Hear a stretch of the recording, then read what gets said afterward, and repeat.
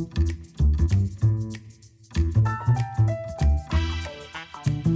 want to say my name is Sandra Keeley, and I'm the executive director of 3 Daughters and 1,000 Sons.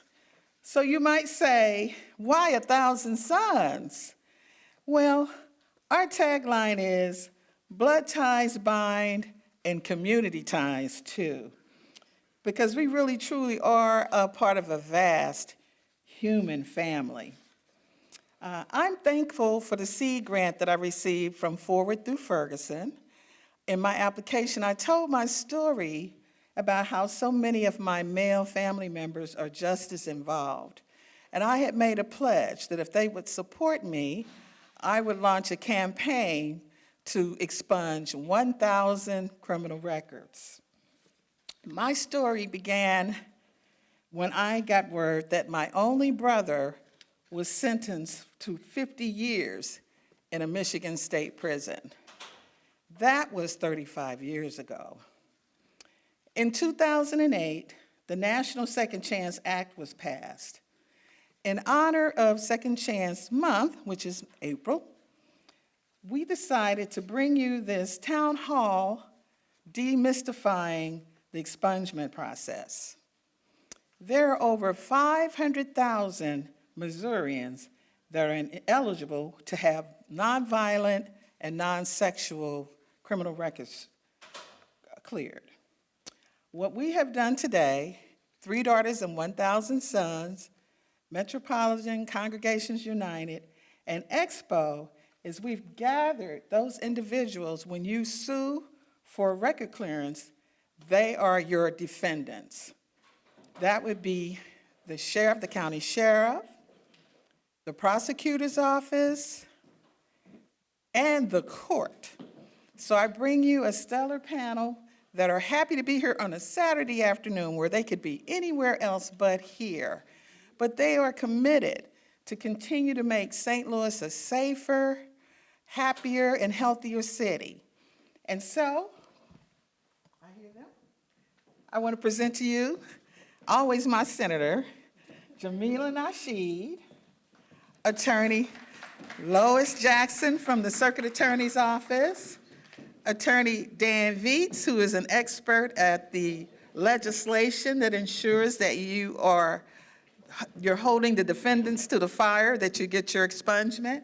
And we have Supreme Court Justice, former Supreme Court Justice George Draper. So the order of the program is that Mr. Draper will be the moderator, and after each person on the panel does a brief introduction of how they came to be here today to help St. Louis access these laws that have just recently been passed, and then we'll have frequently asked questions, and then the audience can have questions, and we'll also have a mic if you don't write down a question so you can come forward.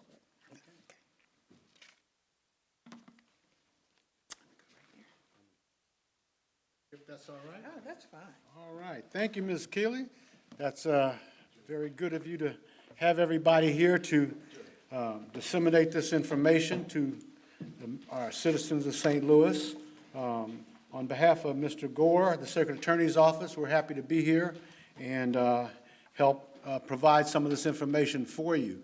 I've just become familiar with a couple of people here. Some of them I'm very familiar with, but I'd like to start by letting each individual introduce themselves. And it's very hard to go in any particular order here, but we have a former senator here, so I'll let Senator Jamila Nasheed, be the first to introduce herself and give a slight resume, if you will, so the folks understand who they have up here.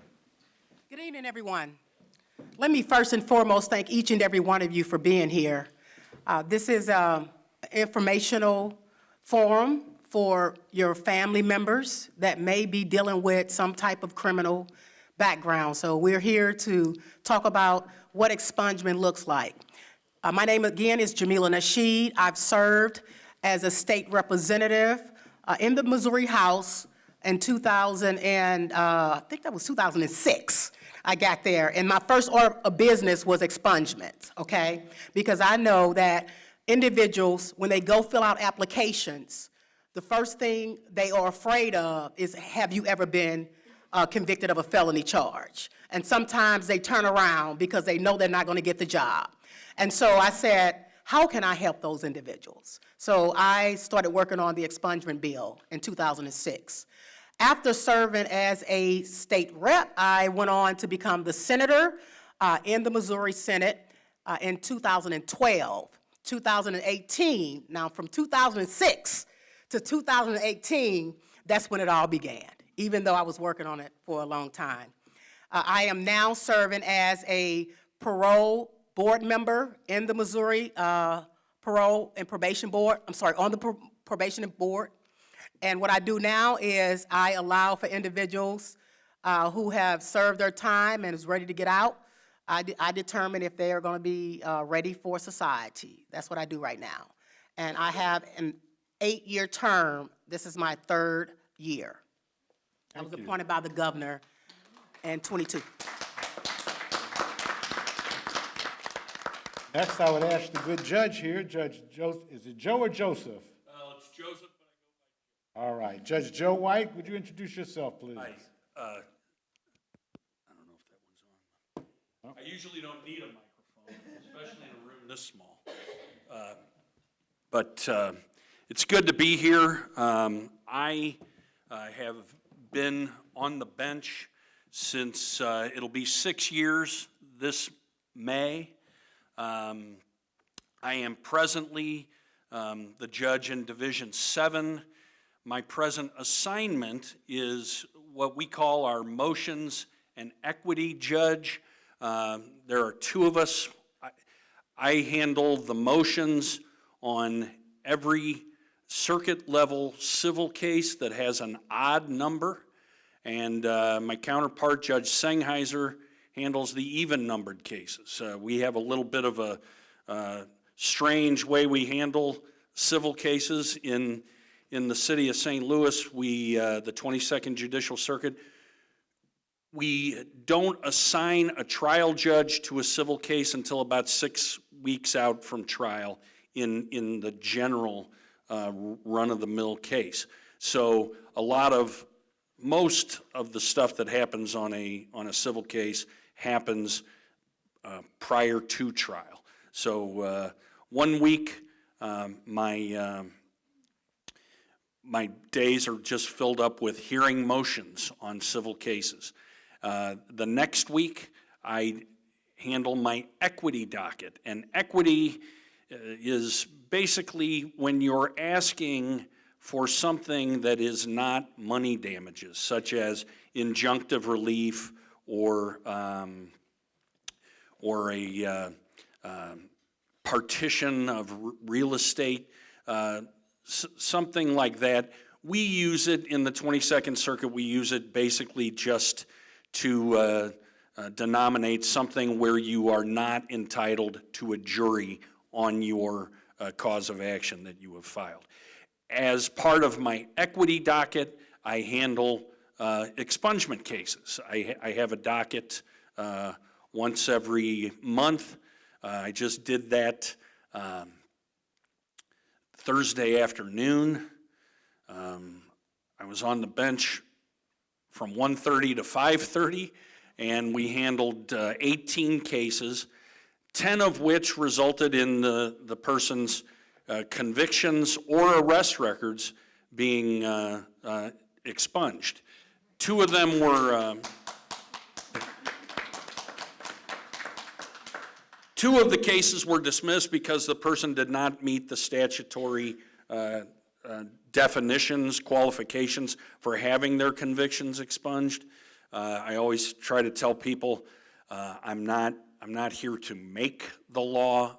I am here to follow the law. And the General Assembly has set out the requirements, and if you don't meet the requirements, I can't grant the expungement. But it's nice to handle that docket because a lot of the stuff we do is not a happy or joyous time at the end of a lawsuit. It is absolutely no fun sending someone to the Department of Corrections or putting them on probation. But now with expungements, it goes along with weddings is about the only thing that's where people are smiling when they leave the courtroom. So anyway, it's good to be here and to be part of the program. And next, let's have Sheriff Betts. Everybody, it's good to see you. You saw me running, a lot of things going on with the sheriff. Had my interview this morning with the AFL-CIO, and of course, you all know that I'm running for re-election. I want to thank our host for inviting me here for this occasion, and I want to thank all of you all for coming out. Expungement is something that I've taken an interest in lately, and I'll explain to you why. Judge Draper, good to see you. I see the judge in the courthouse, and I work with Judge White here. And my role in this whole thing of expungement is fairly simple. I have an attorney that represents the sheriff's department, and he goes into the courtroom, and he actually, and I apologize, could not be here today because he would be able to answer more directly some of the questions that you might have. My role is more so as just a figurehead overseeing the sheriff's department, but my attorney who represents me goes into the courtroom and sits in front of the judge and listens to those cases. And really, unless there's something extenuating, most of the time, my attorney will just kind of follow the direction of the judge, and that's basically where we are. But let me say this, because I said I've gotten interested in expungements lately in the last several years, and I'll tell you why. Because I've had several people to come to me looking for employment, and they were unable to be employed because they had something in their background that kept me from hiring them. We have some really strict rules in my hiring. You have to be vetted by the FBI, and then you have to also be vetted by the Post Commission. And both of those entities are real strict about who I should hire as a St. Louis Sheriff Deputy. So now I've been concerned about that because I've had an opportunity to meet several young men who I thought were just upstanding young men, did something way back when, like all of us have in our younger days, done something. And so because of that something that they did, I was unable to hire them, and it really bothered me. And so I've gotten more involved and more concerned. I had one of the young men, a deacon of one of the churches that I attend, that I visit on a regular basis, great upstanding young man, and we were unable to hire him. I had another young man that had done 2 terms in the military, had been overseas in Iraq and all that, and we were unable to hire him. And so I think there's space here. I think there's a time that this is a time for us to take a good look at these people who are applying for expungement, and hopefully the judges and whoever has that responsibility can give them a good look, and then we can then hire some of these people who have made maybe just a small mistake in their teenage years. So that's why I'm kind of concerned. I'll tell you this one more, and then I'll turn the mic loose, Judge. I have a good friend. His name, we call him Pee Wee Leonard. You all may know that name, Pee Wee Leonard. He played basketball for St. Louis U, and he was caught up in one of these cases. And Mr. Leonard came to me last year. He had been unable to get employment and stuff, and he really wanted to get hired where he could help the kids do some stuff with one of the schools and all that kind of stuff. And so Mr. Leonard came to me, and to cut this story short, I sat down with Mr. Leonard, and we went over his background. And so I did what I thought I could do and contacted the powers to be. You can guess who those powers might be. And we were able to get Pee Wee Leonard expunged. with my help and probably with the help of the courts. But that's one of those situations that's pretty dear to me. So I think we're on the right path. I think there are people sitting out there who need a second chance. And I am a sheriff of second chances. And so I'm here. Want to learn what I can learn today and help in any way that I can. Judge, okay? Thank you, Sheriff. And besides just a figurehead, you're also one of the people, as my understanding pursuant to statute, who must be served when you file for an expungement. So you are a necessary party in any expungement. Next, let's have introduce themselves Ms. Lois Jackson from the Circuit Attorney's Office, one of my colleagues.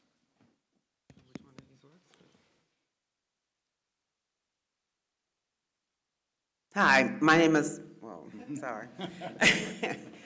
My name is Lois Jackson, and I am the Director of Financial and Civil Matters with the Circuit Attorney's Office. And you may wonder, well, Financial and Civil Matters, why am I here? Our unit handles a variety of matters, and one being is expungement. And so I'm happy to be here on behalf of the Circuit Attorney's Office today because I think it's very important to have a diverse panel such as we have.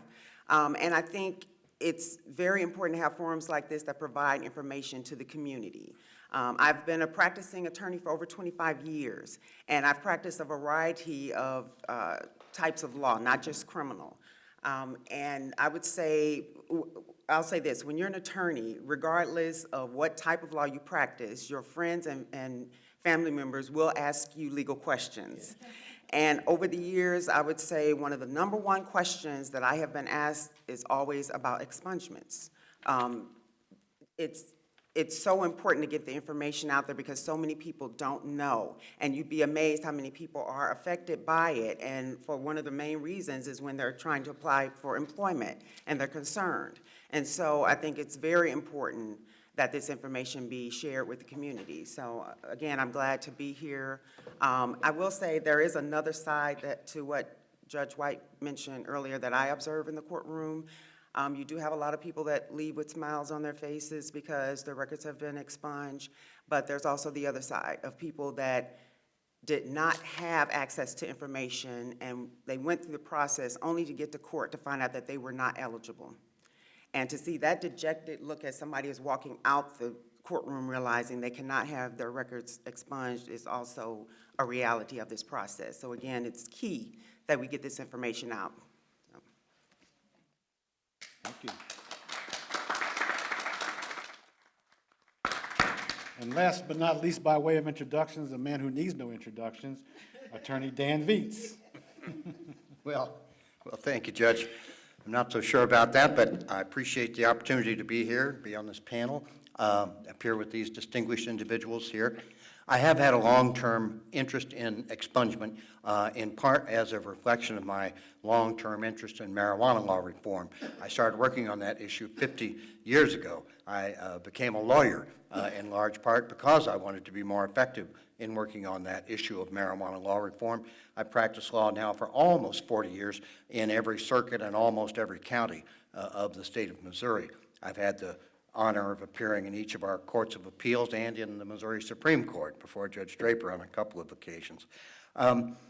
I also served on a Missouri Bar Association committee which rewrote the Missouri Criminal Code, which simply means all of the criminal laws. For the most part, we just rearranged the deck chairs on the Titanic. We didn't make a lot of substantive changes. But I kept whining and complaining that we ought to really do something about expungement.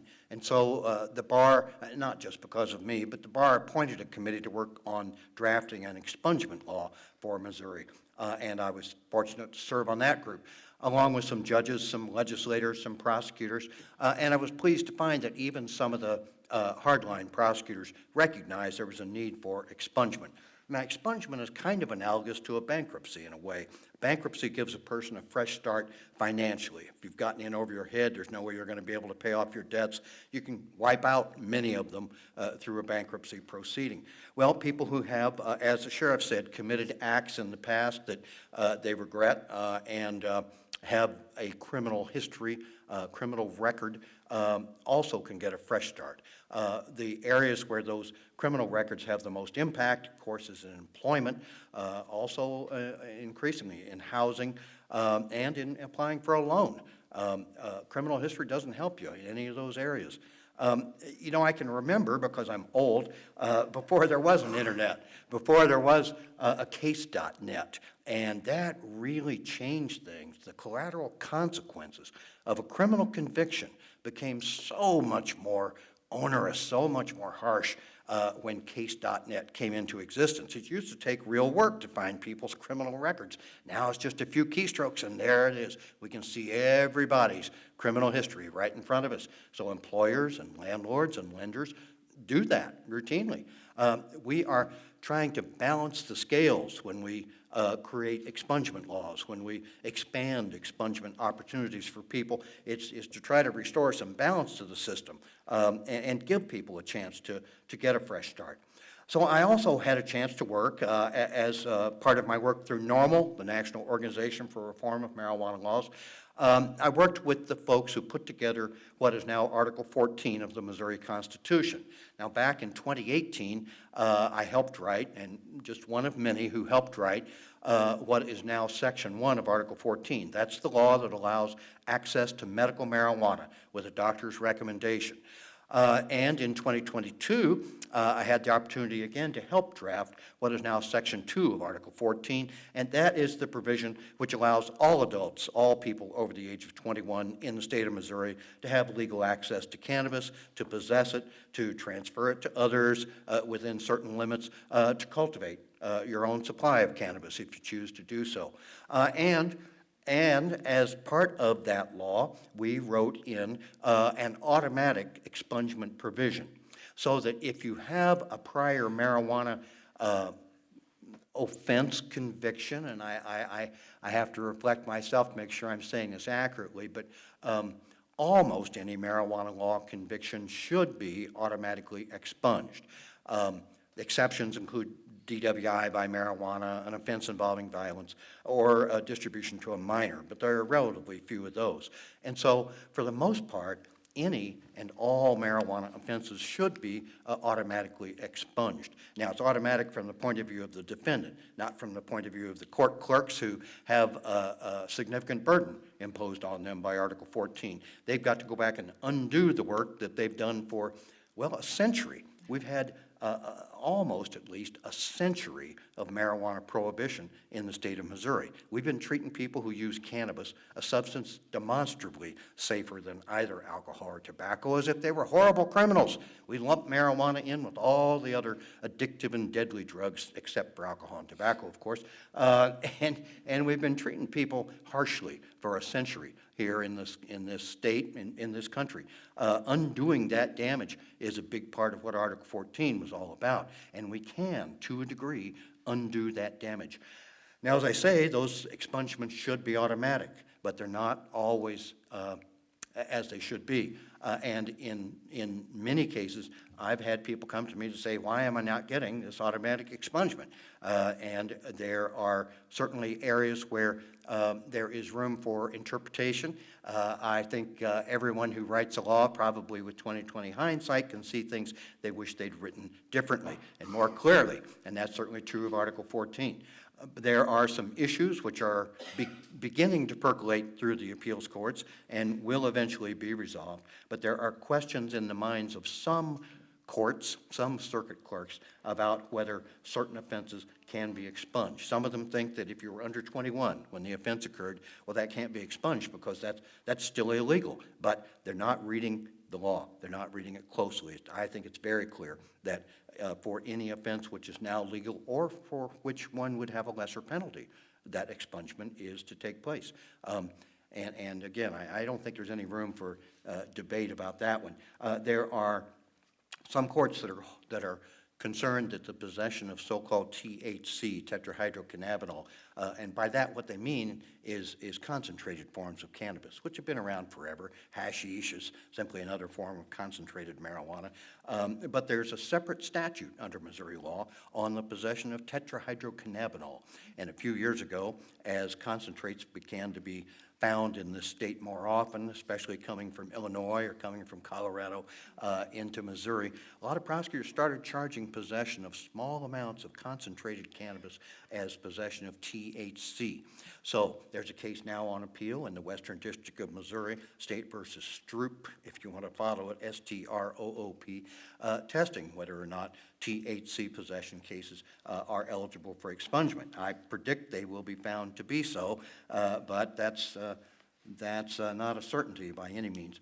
Probably the greatest area of concern for many of us is the fact that the municipal courts of the city, the municipal courts of the state of Missouri think that they're somehow exempt, because the law says that the circuit courts shall expunge marijuana cases, and the municipal courts say, well, we're not circuit courts, but they are. It's very clear in the Missouri Constitution, this document right here, which we revised, with the people of Missouri revised, states clearly that municipal courts are subdivisions of the circuit courts. There's no legitimate reason why marijuana convictions or cases that don't result in a conviction, for that matter, should not be expunged. And again, it's going to take some litigation, apparently, to persuade the municipal courts of that fact. But there's a very important aspect of Article 14 which is not well known, and which I want to call to your attention, and that is one which allows a defendant to petition for early release from probation or parole or jail or prison.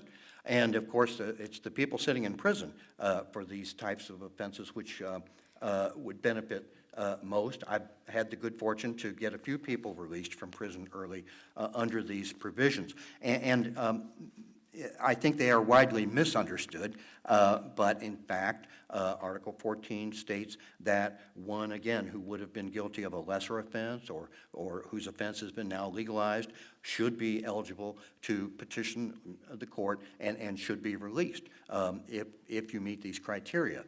Again, not a DWI, not a violent offense, not an offense involving distribution to children. But that's a very important thing that I want to, again, bring to all your attention. You need a lawyer to do that. When we worked on the general Missouri expungement statute, which is Statute 610-140, there's a form out front on the tables, I'm glad to see, that is intended to allow people to petition for that type of expungement without an attorney. But I warn you, it's not simple. It's not easy. We wanted people to be able to get an expungement without necessarily hiring a lawyer, because lawyers are expensive. You know, but if you want to be sure you get the expungement, I recommend you have an attorney help you with it. The 610-140 expungements, again, came about as the result of the Missouri Bar Committee back in about 2017, I think was when the law that we put together was passed by the General Assembly. And it allows for many, many criminal offenses, nonviolent and not sexual offenses, but generally others to be expunged. But you do have to petition the court in order to get that that type of expungement. Now, I want to mention there are bills pending right now in Jefferson City which would expand automatic expungement. And these are called clean slate laws, allowing people to start over, get a fresh start, a clean slate. And under 610-140, I've been told that not even 1% of the people eligible for expungement have actually obtained one, because it is difficult, because people don't know about it, because it's expensive to hire a lawyer.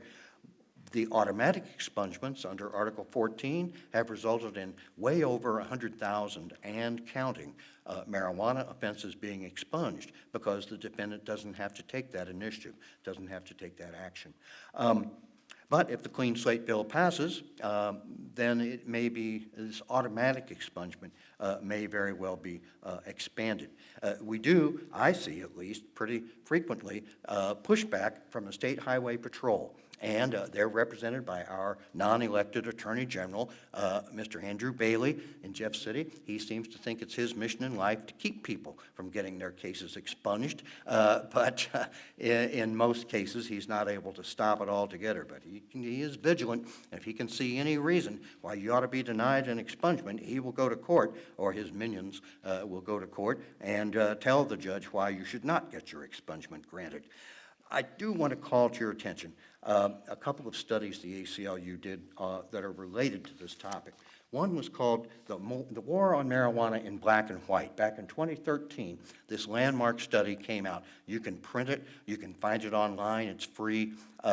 It's incredibly well done. A state-by-state, county-by-county breakdown of the racial disparities in marijuana law enforcement. And what they found is that in the state of Missouri, as of about 10 years ago, the disparity in arrests between black and white people was 2.6. In other words, 2.6 times as many black people are being arrested for marijuana as white people. And that's despite the fact that every study on this topic has shown that blacks and whites use marijuana at almost exactly the same rate. In other words, not because more black folks use marijuana, it's because more black folks get arrested for marijuana. And that's, it's not unique to marijuana offenses, but marijuana offenses are one area where that disparity is stark and shocking.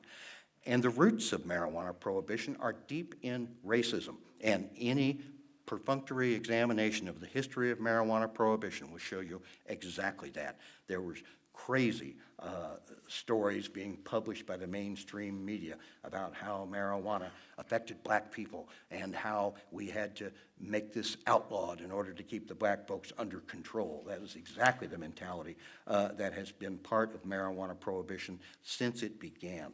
There was an update, by the way, of the ACLU study in 2020, and it was called A Tale of Two Countries. But it found essentially the same thing, that despite marijuana law reform taking place across the country, the disparity, the burden of marijuana law enforcement was falling far more heavily on black folks. So I appreciate the time. I'd better stop, I suppose, at this point.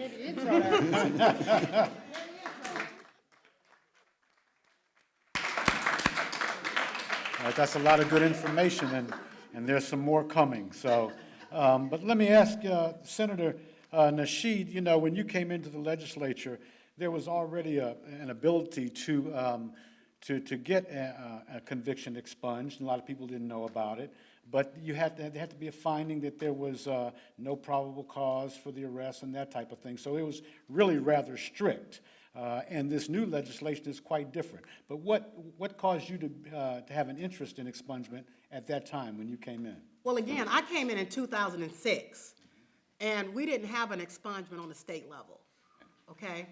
I started looking at other legislation around different states, and the one that I really took a liking to was in Illinois. They were expunging criminal records right next door from us. And so I said, well, if Illinois can do that, certainly we can do it as well.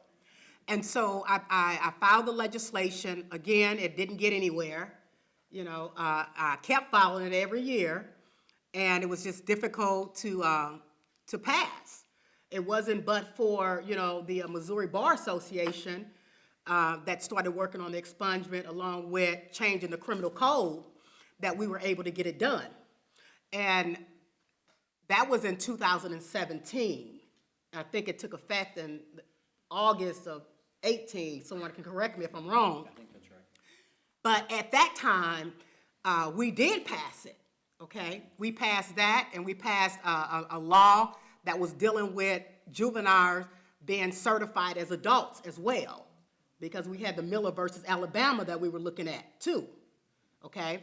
And so the bill wound up passing. However, there were unintended consequences, because if, let's say hypothetically speaking, you have Blow Joe that probably have 2 or 3 felony charges, well, he can only go to the courts and just get one. He couldn't get all of those, and they were like, okay, well, what's the big deal here? I mean, why should I go and get an expungement on one charge that happened in 2012, and then I just got a charge in 2016 and 17 that I cannot get expunged, right? And so what we did, we went back to the drawing board, and we said, okay, Brian Williams, Senator Williams, and others, they said, well, we have to do something about that, okay? And so I had the first expungement clinic after the bill had passed. When I tell you, individuals, we was at Mission St. Louis. We had individuals at 8 o'clock. They was wrapped around the building because they felt that they could not get their records expunged if it wasn't but for that piece of legislation. And to find out, that wasn't the case. They can only get one expunged. And so now, to this date, you can get more than one expunged. So in that, with that said, with that said, let me point out and ask if any of the panel members want to address the fact that, is there a limitation still on how many or what type of convictions you can get expunged? Anybody want to address that? Well, I know for sure that you cannot get, if you have any kidnapping charges, okay, DWI charges, all right, you also have domestic assaults. Those charges you cannot get expunged. But you can get more than one more than one expungement if you have a felony charge of drugs, okay? If you have a felony charge of stealing, because a lot of women in our neighborhoods, we call it boosting. Boosting, yeah. And they used to boost, okay? And so now these women can go get their records expunged. And it doesn't have to be just the time that they did it in 12. They can also get it done if they got caught a felony charge in 16 now. So if somebody can correct me if I'm wrong, I think it's like 2 to 3, and within a year or so time? I think Judge White has something to add there. There's a lifetime limit of 1 felony conviction and 2 misdemeanor convictions. But the exception to that is if you have multiple felony convictions arising out of the same course of conduct. A lot of times in it's hard. I'm trying to think of a situation, but oftentimes an indictment or an information contains more than 1 felony. And if you plead guilty or are found guilty to more than 1 felony that arises out of the same situation, course of conduct, happened on the same day, let's say, then you can have all of those convictions expunged, assuming they otherwise meet the criterion that they are not excluded by the statute. And most of the violent crimes are excluded by the statute. Second degree assault. So I have the ones that are not eligible is any Class A felony charge, dangerous felons, individuals that's on a sex offenders charge, they cannot get their records expunged. And you also have individuals that may have committed a domestic assault or kidnapping. Those are the ones that cannot be expunged. However, you also, I'm sorry. Don't go, it's okay. And what we also have to take a look at, and hopefully you can help with this, all right, Sandra, is a lot of these people, they're indigent. They don't have the money to be able to pay $250. I mean, that's like a grocery bill. You know, so we have to figure out a way how we can get these individuals to be able to have to pay that $250 to even start the process. Okay? That's a whole nother issue. And that's the Go case ahead, under Mr. Dees, yes. under 610-140, but under Article 14, Class A marijuana offenses can be expunged. And there actually is another statute that allows a first offense DWI to be expunged. It's complicated. There's multiple expungement statutes. And Well, they're going to have to clean those up. yeah, what can't be done under one may be done under another. Ms. Jackson, is there a waiver provision of some sort involved in the new legislation that you're aware of? A waiver provision in terms of? In terms of the fees? I believe there is, and We already allow anybody that comes into our building at 10 North Tucker, the Civil Courts Building, to file a lawsuit, has the ability to fill out a form saying, I can't afford the fee. Oh, I'm sorry.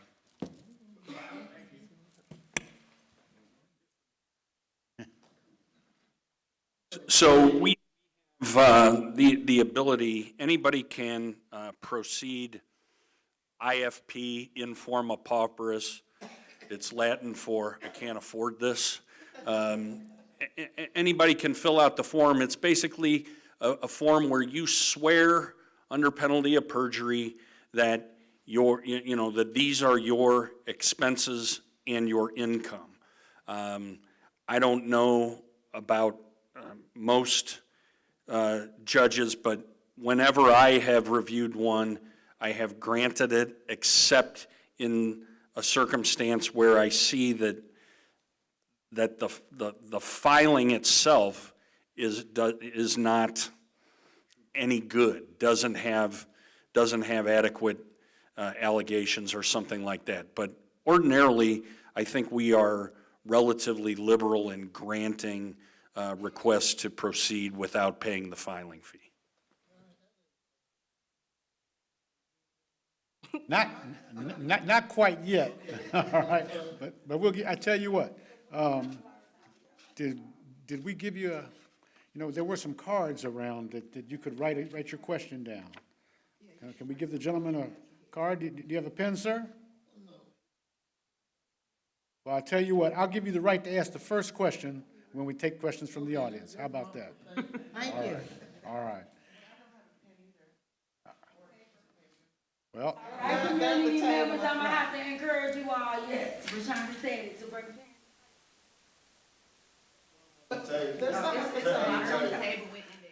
I tell you what we'll do.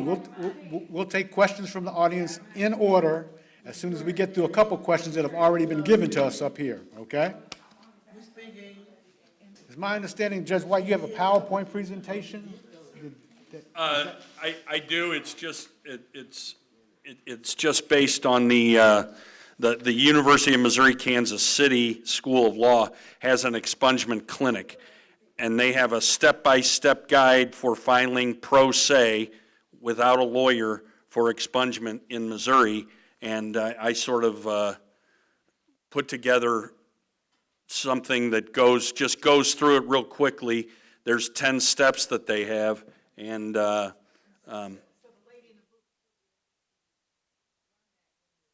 okay, whenever, I can do it whenever.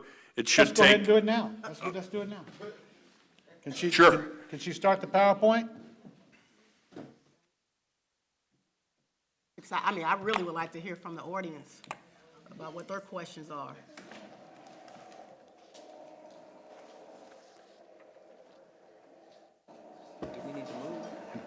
this may answer some of the questions. I can answer while we're waiting for the screen and everything. Felony assault, regardless of the degree, is not eligible for expungement. Let me ask you this, does an expungement actually challenge your case, or does it just close the record? It just closes the record. That's one thing that I would say, even in the employment context, all of these are still available to law enforcement for reasons that you can understand, depending on the situation, it might help them catch someone. So this is the website that UMKC Law School has set up, clearmyrecordmo.org. And next slide, please. Oh, I'm sorry. clearmyrecordmo.org. The information's above it, looks like. So step one, determine if you and your offenses are eligible for expungement. Next slide, please. So this is the law, section 610.140 of the revised statutes of Missouri. That sets out everything that is eligible for expungement and what you need to prove in order to get your record expunged. There's a lifetime limit rule, 1 felony, 2 misdemeanors, or ordinance violations where jail time is authorized. Again, the exception that I stated before is it can be more than those if they arise out of what they call the same course of conduct, if it happened at the same time. It's not authorized for certain offenses. There's a huge list of them in the statute, not just by description, but by statute number. But this, if you go to that website, clearmyrecordmo.org, they have a really handy chart where you can look it up by the common name of the charge, and it tells you whether it is or is not eligible for expungement. Next slide, please. There's a time limit. It has to be 3 years since your felony conviction and 1 year since your misdemeanor conviction. And actually, I think it's phrased in terms of since you satisfied all of your obligations under the conviction. So you can't have any findings of guilt during that same time frame. 3 years for a felony, 1 year for a misdemeanor. And you have to have satisfied all the obligations. That can include your fines, your restitution, your probation, and any class you might have had to take or something like that. You can't have any charges pending at the time that you file for expungement. One of the common problems is you may have outstanding warrants for even traffic stuff may prevent you from getting an expungement. Next slide, please. The next step is to fill out your pro se expungement petition form. That's the ones that we have available at the table out there. Most of the things on there are self-explanatory. The one thing that I do want to point out is that the statute does include a provision that, for instance, if you ask that an ineligible conviction be expunged in your petition, then you have to wait, and it results in a dismissal, you have to wait another year before you can file again. Now, if it's an ineligible conviction, it's unlikely that that'll be changed. Although I will say, there were 2 provisions introduced in the General Assembly this year. It was a bipartisan thing, as best I could tell, and they didn't go anywhere this year, but they are trying to pass laws that would make it, that would do away with the lifetime limits and make, I think, more offenses eligible. So you can reapply, but you have to wait a year. And so, if you applied too early, for instance, say you had a felony conviction you wanted to expunge, and it was only 2.5 years. Well, even though 6 months from when you applied, you would be eligible, you still have to wait the full year. It's sort of a penalty provision. Appeal process in 60 to 30 days, I think? I'm not aware of any appeal process. I mean, it's like once the trial court makes a ruling, you are able to take it to the Court of Appeals, but I'm not aware of anything that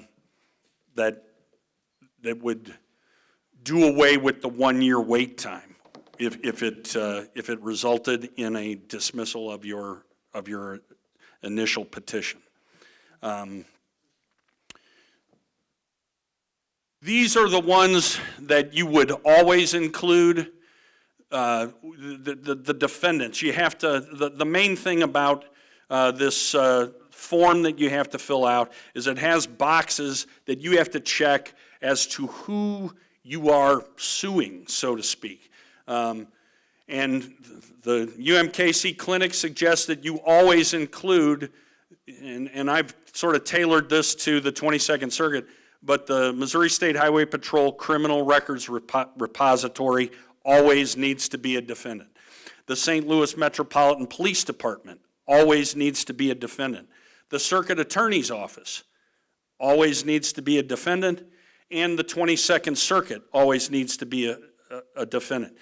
You may want to include, depending on what it is you're trying to get expunged, you may want to include the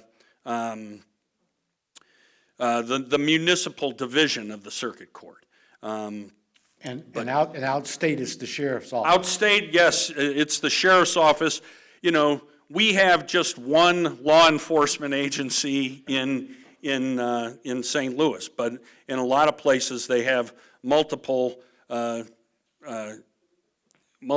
enforcement agencies, and the sheriff should be included if your conviction is someplace other than City of St. Louis, or maybe a few others where the sheriff doesn't, arrest and enforce the laws. So you should include, the municipal court division has the ordinance violations and traffic stuff. If you were sentenced to probation or incarceration, it is recommended that you include the Department of Corrections. And if your offense involved the operation of a motor vehicle, DWI, traffic, you should include the Department of Revenue, because they will have some records on that. These are two things that are included in the statute, and when you fill out the form, you will see these spelled out, but you have to establish that your habits and conduct demonstrate that you are not a threat to the public safety of the state of Missouri.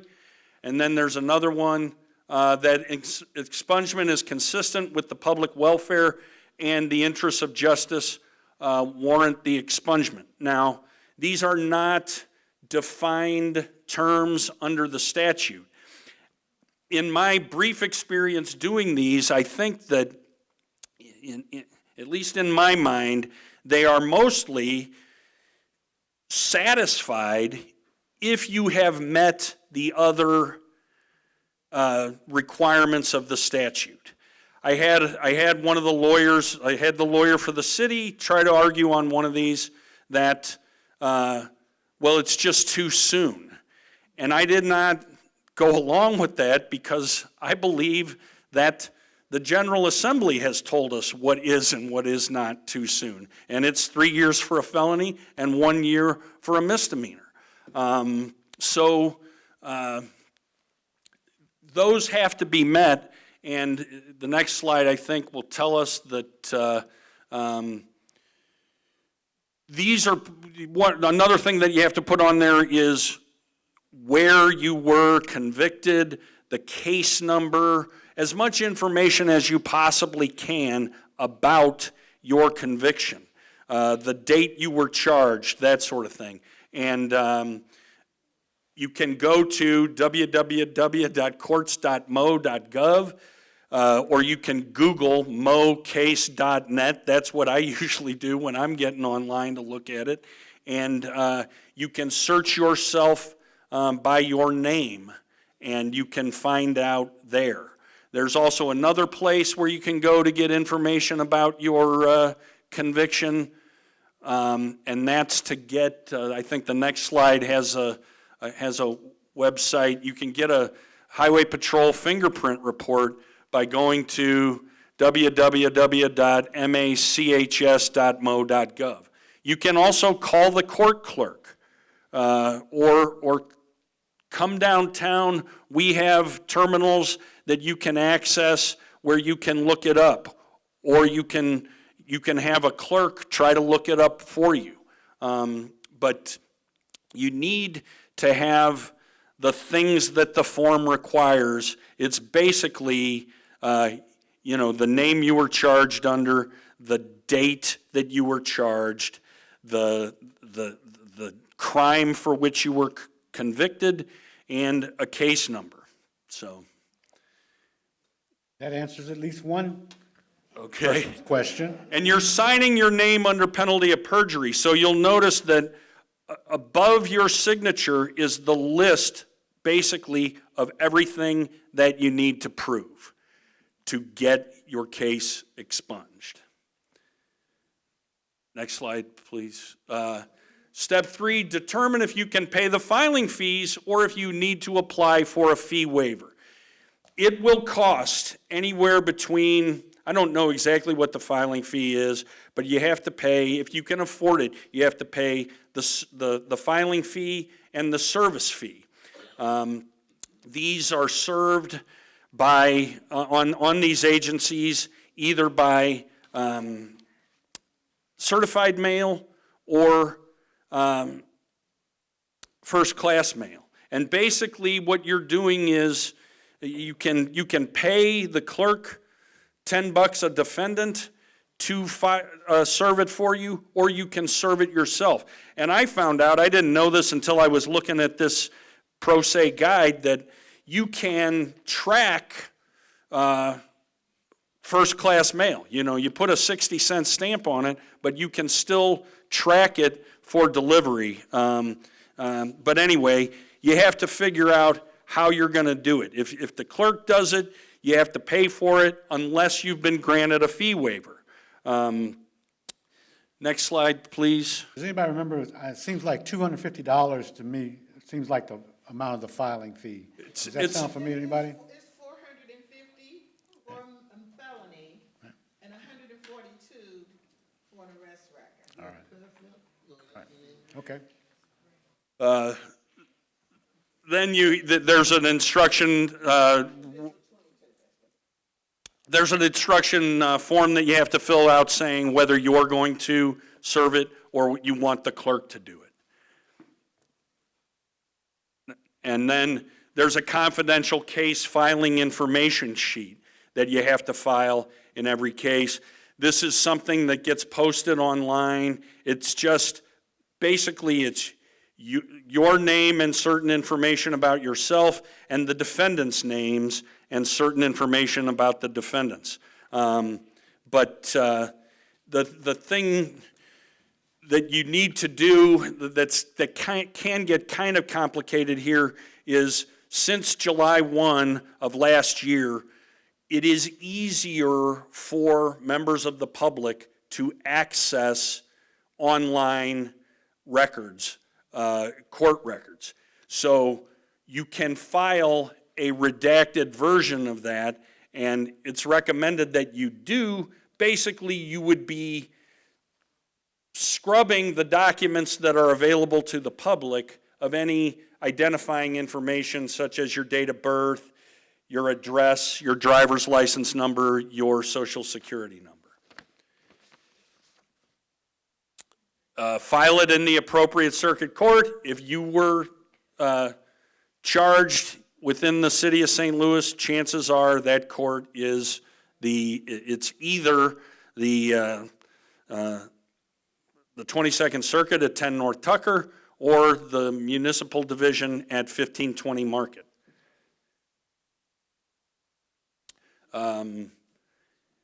Then you have to complete service of process. If the clerk is doing it for you, you don't really have to worry about that. But if you're doing it yourself, you need to make sure you get the stuff in the mail and make sure that it got there, either if it's certified that you got the card back, or if you tracked it, that it was delivered. Track your case is something that you can only do, to my knowledge, online.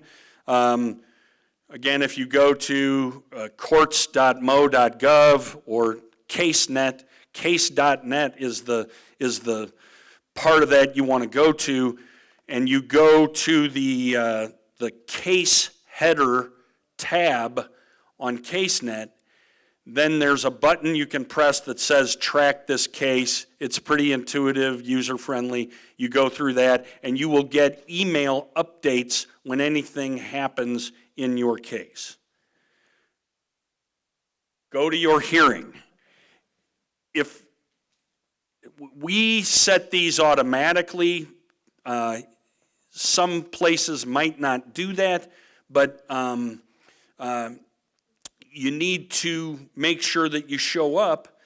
You need to make sure that you are ready to answer questions. The lawyers who appear in front of me regularly for the state agencies, there's always a lawyer for the sheriff's department. There's always a lawyer for the city, representing usually the police. There's always a lawyer for the state, representing usually the Highway Patrol Central Records Repository. And there's always a lawyer for the Circuit Attorney's Office. They consistently take the position that the statute requires a hearing. So anybody who wants an expungement in Division 7, I put on the stand and we ask the questions. Now, it is not particularly adversarial. If even Attorney General Bailey's minion that he sends, if the Highway Patrol has filed what they call a no contest letter, basically the Highway Patrol looks at the person's records, and if they find nothing that would prevent them from getting the expungement under the statute, then they file a no contest letter. If they don't meet one of the criteria, then they will contest it, but not usually. But you should be prepared to answer questions like, have you caught another case since you had this one? Has it been 3 years? That sort of thing. But also, we sometimes ask the question, please explain why you think that this is in the interests of justice, and why you feel like you are not a threat to public safety. Usually, if somebody has a hard time answering that question, I usually start asking them personal questions about their family. Are you taking care of anybody? Are you working? What do you do? How many people are dependent on you for support? That sort of thing usually gets me to where I need to be about whether their habits and conduct and whether it's in the interest of justice. But personally, I think if you meet the statutory requirements, the other ones, usually that's not going to be an issue. And then the last step is just, once I issue my judgment, a lot of times it's not the same day as I have the hearing, but 30 days from the time that the judgment is entered, the agencies by that time are supposed to have closed your records. And you can follow up with them. You can look yourself up on CaseNet. It shouldn't show up. I think that it's supposed to, even the expungement case should be closed. But the one thing that I didn't put on this that I wanted to just make mention of briefly is there's a different statute and a different set of requirements to have your arrest records expunged. A lot of people get arrested and never charged with a crime, and you can have that expunged. And there is no limit. Thursday afternoon, we expunged 37 arrest records for a woman that had 37 times she was arrested but never charged. It's kind of amazing, but it took it took us close to an hour to do her hearing because, we had to ask all the questions about every single one of them. And so here are the requirements to have an arrest record expunged. The court determines that the arrest was based on false information and the following conditions exist. So we usually establish this just by asking, is it your position that the arrest was based on false information?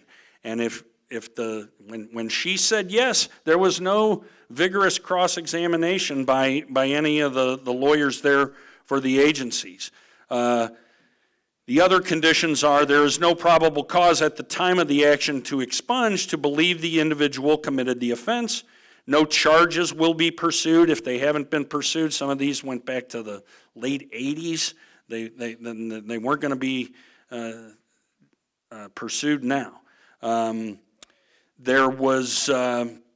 There's separate requirements for intoxication-related offenses and moving violations. That there was no there was no conviction and there's no civil suit pending at the time. So it's basically if you come into Division 7 and you say that it's your belief that there was no probable cause to arrest you at the time, then you are getting your expungement of that arrest record. So that's... And that answers a couple of questions here some people asked about arrests. So you've had your questions answered. Honorable. Senator, you want to say something? No, out of all due respect, I have to leave early. I'm on the campaign trail with my god brother who's running for sheriff, and we have to get to the next event, okay? I understand. Thank you for being here. Yeah. One man show there. You can have it. You can have it.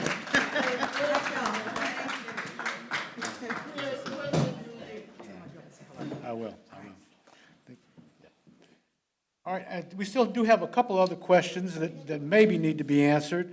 One of the questions is, what happens when your arrest charge or charges were dismissed? In other words, maybe the case was nollie-prossed.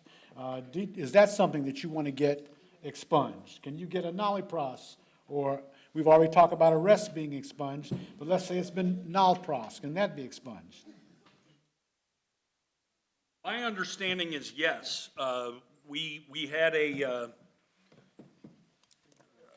we had a case again just Thursday where a man who was had been accused of numerous sex crimes. The case was eventually dismissed because it was determined by the circuit attorney's office that the complaining witness was not reliable. And so we expunged the case and the arrest records. Okay, all right, that answers that question, great. Mr. Veach, you want to add Well, I something? just wanted to say, keep in mind that what Judge White has just explained to us is all true under 610-140 expungements. But the Article 14 marijuana expungements have their own set of rules and criteria, and they work very differently from the 610-140s. For instance, the definition of an expungement under 610-140 is that it returns you to the position you occupied before the offense occurred as if it had never happened. And so far as the law can, it changes history, and you can deny that it ever happened in any court, on any document, anywhere. We borrowed that language actually from the DWI expungement law, which is pretty darned expansive and comprehensive. But the expungements of the marijuana offenses, and this is a question which has not yet gone to the courts of appeals, should reduce your eligibility to be charged as a prior or persistent offender. In other words, if it really makes it like it never happened, then when you're accused of a new offense, you should not be charged as a prior offender. Now, again, this has not gone to the courts of appeals, but that's what it Hadn't been says. litigated yet, hadn't been fully litigated yet. No, that's correct. Right. But that's what, And even if you have a case pending, you can still get a marijuana expungement. Okay, let's see. One of the questions we had is, which is the best expungement of arrest or SIS charge? Anybody want to deal with that? In other words, somebody's saying, well, maybe I got an SIS. Should I just leave it as an SIS? Which, if you've completed an SIS, then you're not supposed to have a criminal record, supposedly. That's what a lot of people believe, even though that it is available, as we know. So anybody want to explain maybe the difference or the better part of taking an expungement rather than leaving an SIS on the books? SIS is a suspended imposition of sentence, and there's a difference between a suspended imposition of sentence and a suspended execution of sentence, which is an SES. An SES definitely gives you a conviction. An SIS is not supposed to be a conviction per se. However, it can be used in circumstances against you if you're charged again, and it is possibly available to some law enforcement, et cetera. Anybody else want to jump in there? I would take the position that if you can, I understand that the expungement of a conviction, to my knowledge, is also supposed to expunge the arrest records. So if it's visible on CaseNet, which means it has to have happened within the last, I don't know, 15 years or so. I'm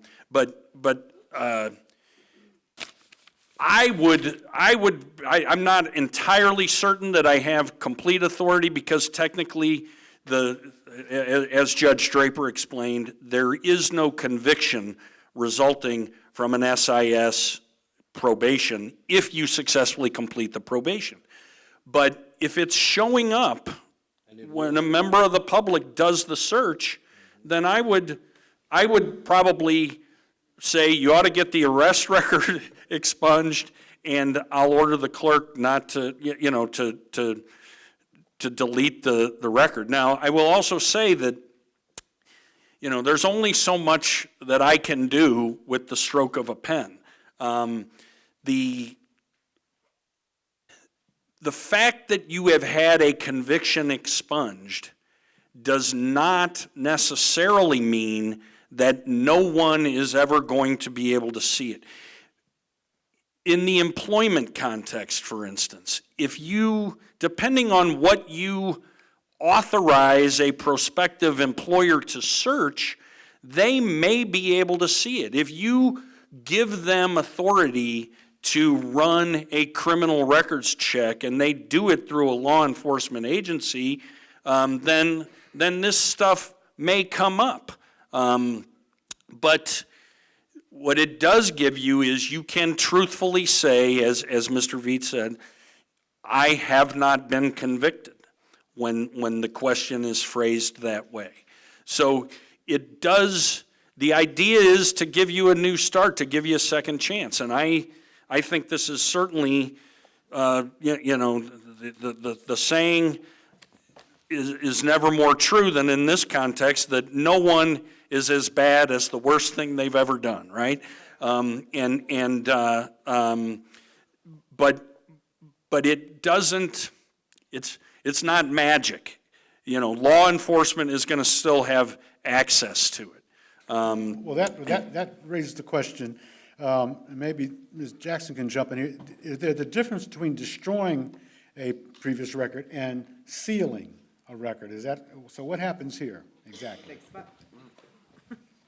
With expungements, records are sealed, Okay. not destroyed. And so, just like Judge White was saying, they're still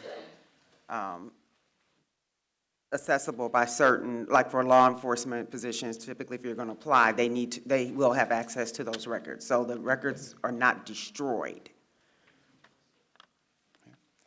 Yes, go ahead, Sheriff. Judge, so folks, in my case, if you come down to apply for a job at the Sheriff's Department, I'm going to take your name and I'm going to send it to the FBI. We have to scrutinize you that to the point. And I can tell you right now, those SISs show up. And so if you have the opportunity to get everything expunged and erased, do so.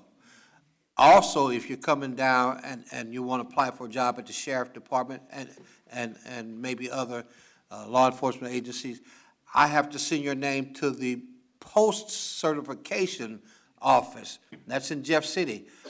They're gonna run your name and, just like the FBI, and that SIS will show up. So anytime you get an opportunity to expunge anything or clean up anything, do it, please. Okay. What, a question we have here, you want to ask a question? Go ahead. I did, go ahead. I have probably 2 or 3 questions, please. Very important to me. First, please, I must have the wrong understanding of clearing the record they funding.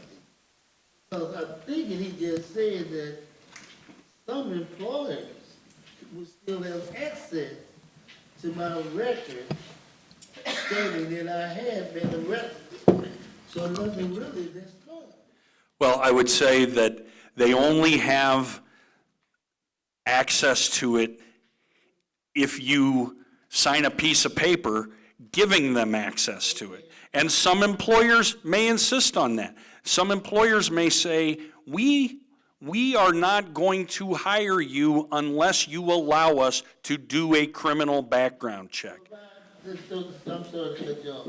That's okay. If I got my record expunged and I applied for my freedom information to the Highway Patrol and got my arrest record from the Highway Patrol, which I have, I've done it, and when I got it back, would those arrests be on that? I would say yes. The Highway Patrol would be responding to your request. I think they would give it to you and anyone you authorized to have it. But no member of the public would just be able to go to the Highway Patrol and say, I want this man's arrest record. Another question. Talking about marijuana a lot of it. What about guys, like in my position, a lot of guys that I know have records, like I have marijuana conviction going back 1965. But certain guys may have different arrest records, state going back 40 years. I have conglomerate of a different arrest. But in the last 25 or 30 years, we've been upstanding citizens. We've never violated laws. We've been doing, living by the code that you guys has enacted out here. Do we get an opportunity to get our record this month? Question has to do with convictions going back many years, 40 years or that type of thing. So people in the back can't hear the question sometimes. Go ahead. Right. Like I've been on 30 years. Okay, all right. Yeah, I mean, if the present state of the law, if you came into my courtroom and you had never had a felony conviction expunged, doesn't matter how old it is, I would expunge it. Now, the trick is finding it, but no, It's not as hard to find. I got my record from the Highway Patrol, and every one of them are on that. Each and every arrest, every conviction, the penitentiary served, every one of them are on that. So it's not difficult to find. you could get one felony, 2 misdemeanors, and all of your arrest records expunged. People that have more than one, it seems to me that what you got, and I'm grateful that you're doing it. It seems that what you're really dealing with are people that are relatively new at breaking the law. Okay, the question has, okay, wait, hold on, whoa. Now, the question has to do with people with multiple convictions. And there was an answer given previously about the way to expunge convictions if you have more than one, and you can only do so many in so many years. But we'll go back over that to a certain extent for your benefit, okay? So you need to listen carefully because there is a limitation, okay? But there's also an ability to group some of them together. So, does it, hold on, now, wait a minute. Now, I promised you to ask the question. You asked your question. Let's get the answer, all right? Here we go. Mr. Veach, do you want to try to answer that, or the judge? As Judge White's pointed out, if it's part of the same course of conduct, you can have multiple felonies expunged. If they're marijuana offenses, they don't count toward that limit. You can have any number.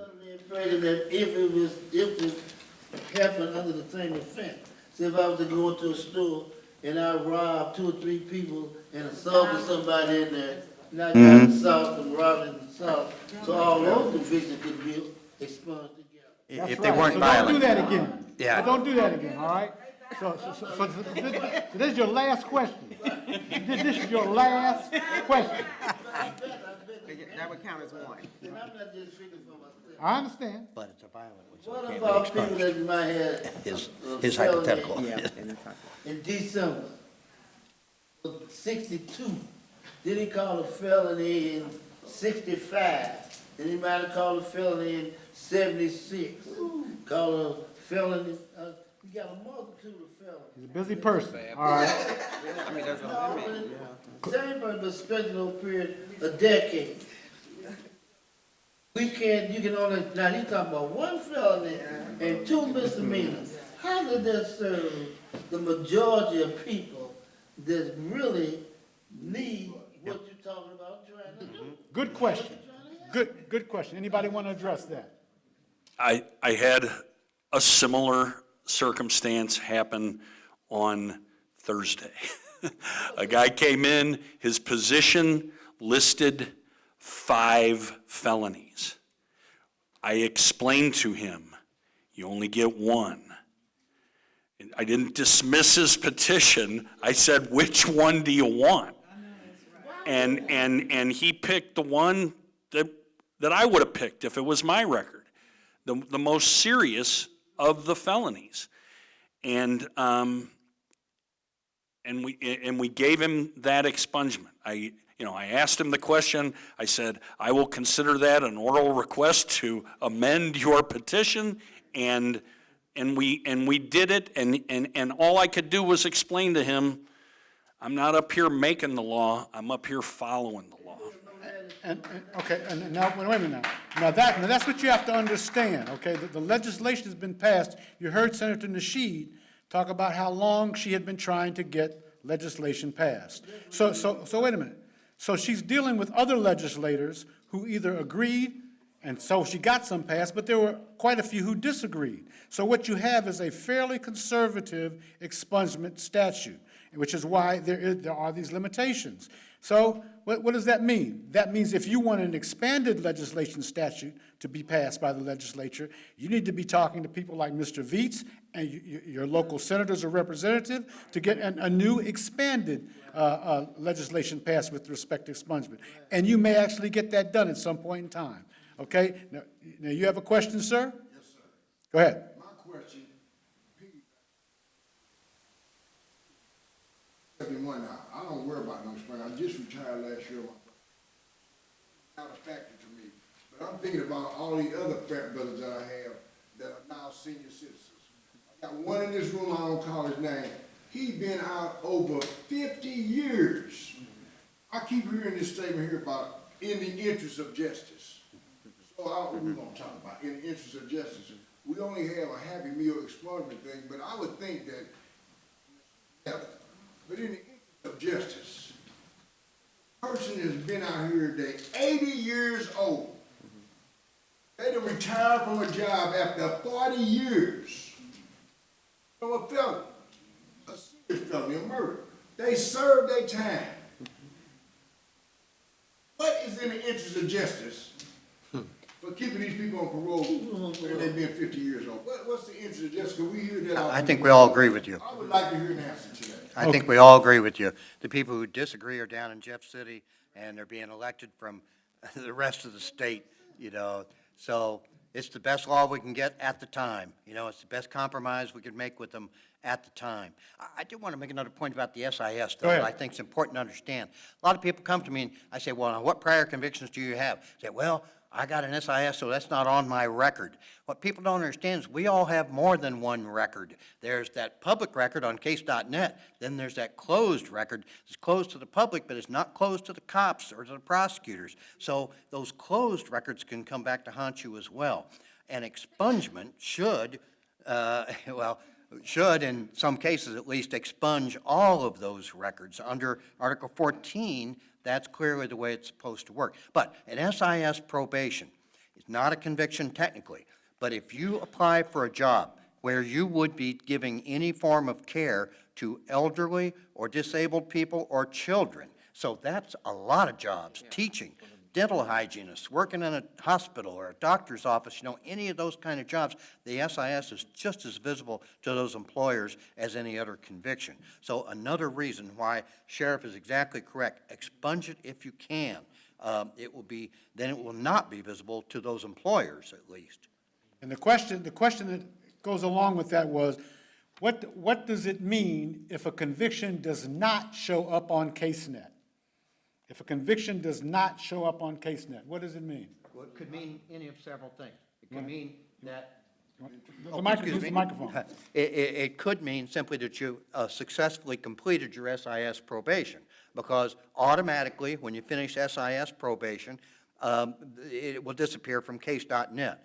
It could mean that you were charged, but then the case was dismissed, or you won at trial and you were acquitted, and so those cases disappear from case.net. There's probably other possibilities I'm not thinking of, but those are a couple of them. What is it, and what if your felony assault charge is included with other felony charges in the same case? You won't get expunged. Okay, now, did you hear that? Yes, Ms. Keeley. Judge, what is the time frame for arrest? It's 18 months. Well, felony is 3, misdemeanor is 2. You're talking about the statute of limitations, or? You can actually start expunging your arrest if they get charged. Yeah, I got the statute open in my pocket, but I can't remember off the top of my head. There's a 3-year period, is that right? Yeah. Yeah, the statute limits the time in which the prosecutor could file a charge. On many felonies is 3 years, not all, but on many, maybe most felonies. On misdemeanors and city ordinances, it's 1 year. 1 year. And sir, to answer your question, I was just going to say, as somebody who has to make the decision, I don't get to the interests of justice until I've gone through the other requirements. And if it's more than one, then I don't get to the interests of justice. But I would say again, there is some, not enough this year, but I would say there's maybe a groundswell of support starting that would change it and would do away with the lifetime limits, possibly. And also, if for someone who it's been a real long time without being in trouble, 50 years, 40 years, 25 years, whatever that limit might be, that they could get everything expunged. Ms. Jackson, you had something you wanted to add? I just wanted to clarify under, under the statute, the only 2 areas, the judge went through all the things you have to plead, and the 2 that he mentioned, let's see, my habits of conduct demonstrate that I'm not a threat to the public safety of the state, and the expungement is consistent with the public welfare and the interests of justice warrant the expungement. If you plead that, if you sign, for example, the sample petition that they have, and you are pleading and signing the sworn statement that you swear that all of these things are true, there's a rebuttable presumption under the statute, and it shifts the burden to the prosecutor, to the circuit attorney's office, to prove otherwise. And so generally, just like the sheriff mentioned earlier, we generally do not object if someone meets all of these unless there's evidence to the contrary. We would have to have some evidence that you were still a danger, to the public safety or something before we would step in and object. But in terms of what you were saying, the law is what it is at this point, and so you are limited to the number of felonies that the law apply, one. The judge doesn't have discretion in that part, in that instance. Yes, sir.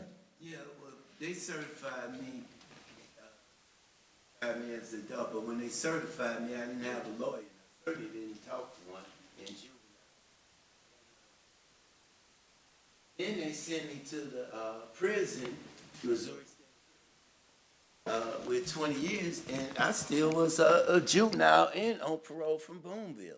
Speaking to the microphone. I'm sorry. I'm saying that they just railroaded me, and I didn't know any better than my people didn't know. And that's like 2 months after I turned 16. And what I'm asking is, can the so-called certification be expunged because I didn't have any representation? Okay, that's a good question. So you were certified as a juvenile, received a conviction, and the question is, can you have that expunged? Anybody want to weigh in on that? Well, I think the record should be automatically sealed when you reach the age of majority. We recently changed it from 17 to 18. But if you were 16, I don't think you could have been convicted. You wouldn't have been sent to the penitentiary unless they had certified you to stand trial as an adult. Common practice in the 60s, man. They sent people from Boonville to prison all the time. They would rob people that 16 years old. They got all kind of stories about the boy from Boonville. Them people never even went to court. They went to Boonville for truancy, and the next thing you know, they ended up in the mass prison. Yeah. I've seen it anytime. One of them is sitting beside me. Well, if in fact that happened, they should have been certified, as the judges said, before they were transferred. So you may want to go on CaseNet and see if there is a conviction that exists, and before you do anything else. Yes, sir. It's crazy because It is. when the thing, like, okay, when the case went to the appeals, they gave the judge a second shot at me to certify me. From that, I'm already in the prison, in the adult prison at that. I would look that case up on CaseNet, see what form it exists in, see if it talks about certification or not, and then determine what you want to do from there, that situation. Yes, sir, in the back there. Sir, I'm old, hard of hearing, and you're going to have to speak up.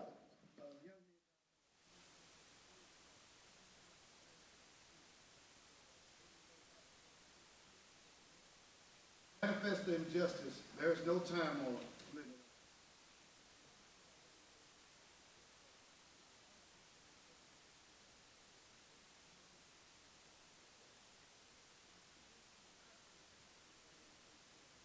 Federal system is going to always show. It doesn't matter because every arrest, every conviction.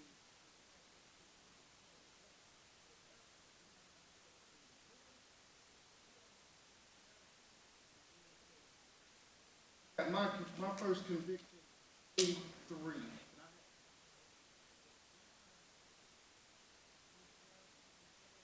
Always shows up. That's all.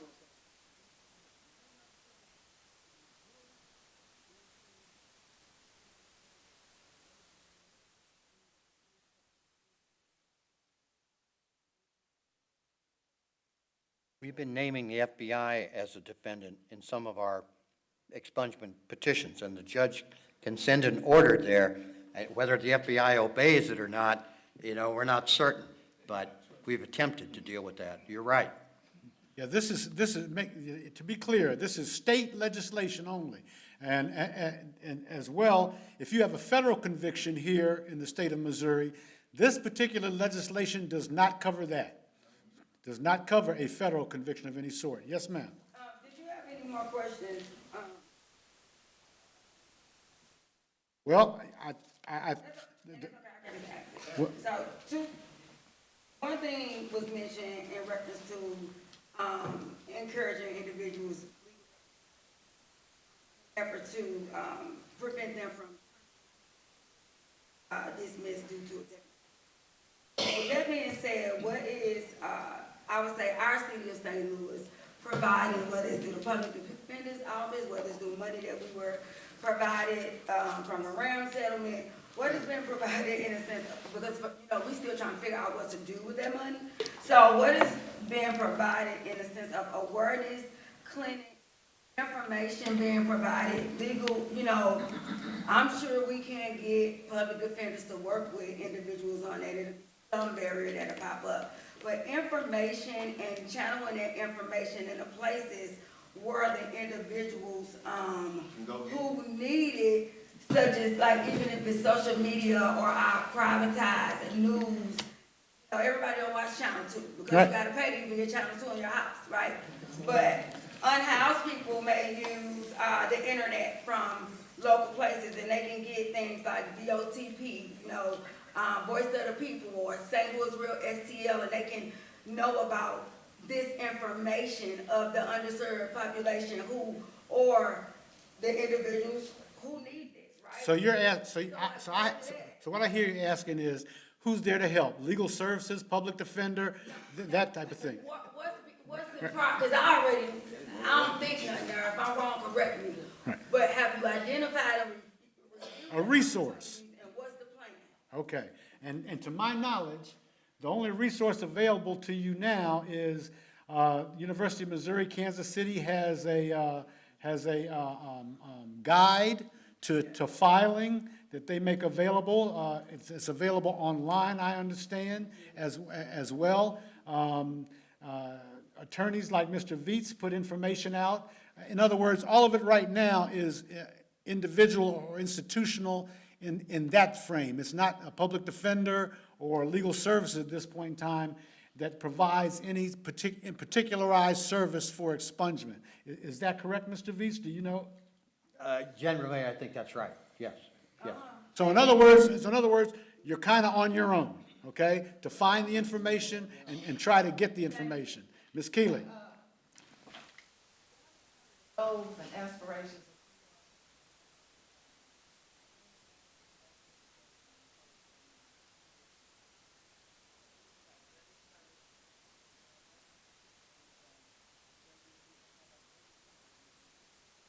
Second week in June, so.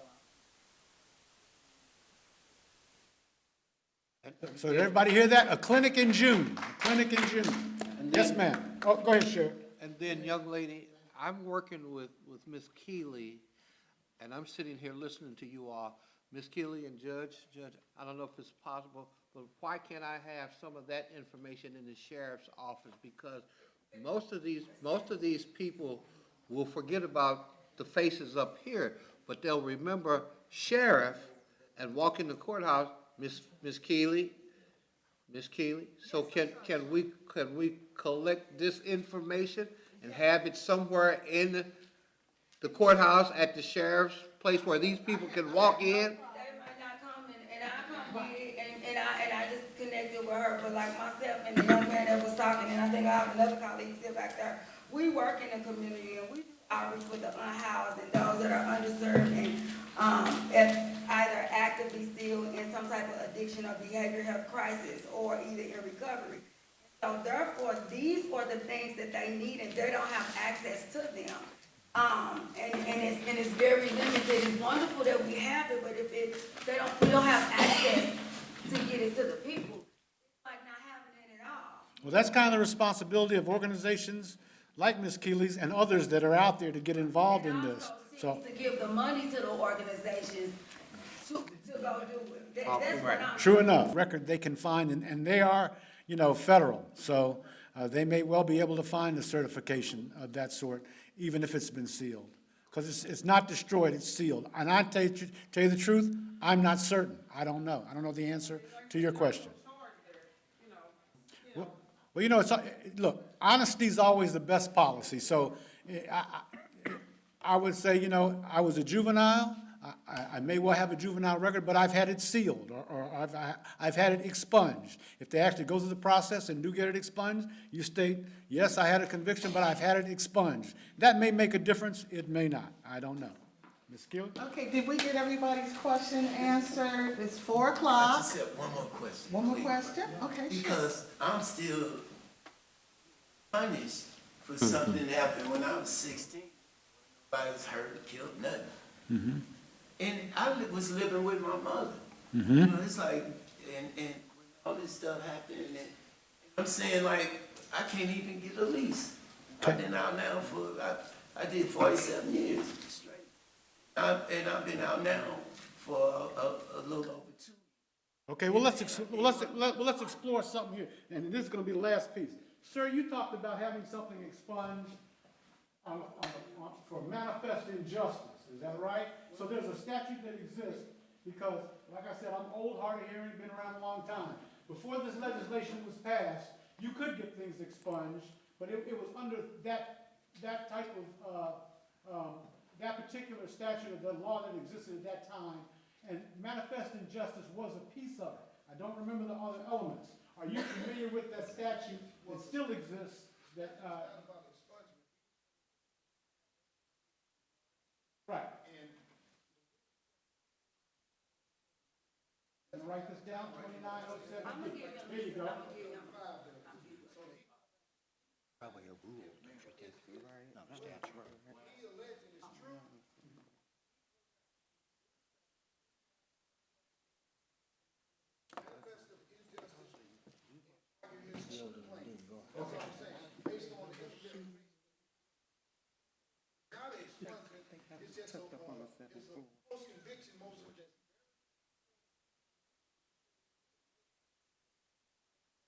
Oh, 35, right.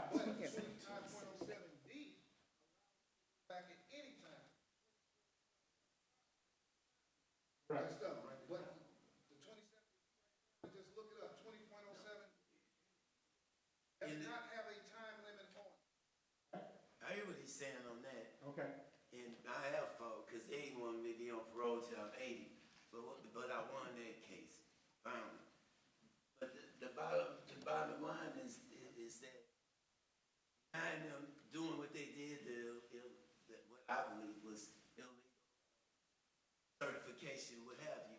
Then, I was so mad, I escaped. So, I You didn't tell me that. I don't need to know that. That's something I don't want to know. All right, okay. All right, with that said, I think Ms. Keeley has some closing words for us.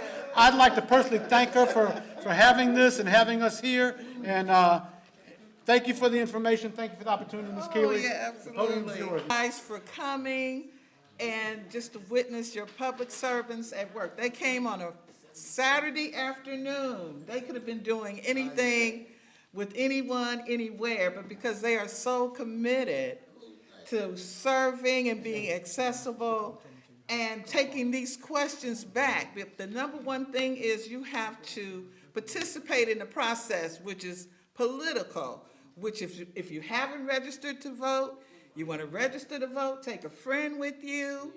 And this is like you saw, Jamila Nasheed said, it took almost 20 years to get to this point. But there seems the train is kind of slowly pulling out of the station. So if we can kind of keep pushing, increase the momentum, we will get there. So again, I thank you for attending, and I hope you got something out of this town hall. I did. And if you sign the sign-in sheet, we'll make sure you get the information about our clinic that will be held the second Thursday in June. Okay, so enjoy the rest of your weekend. Thank you.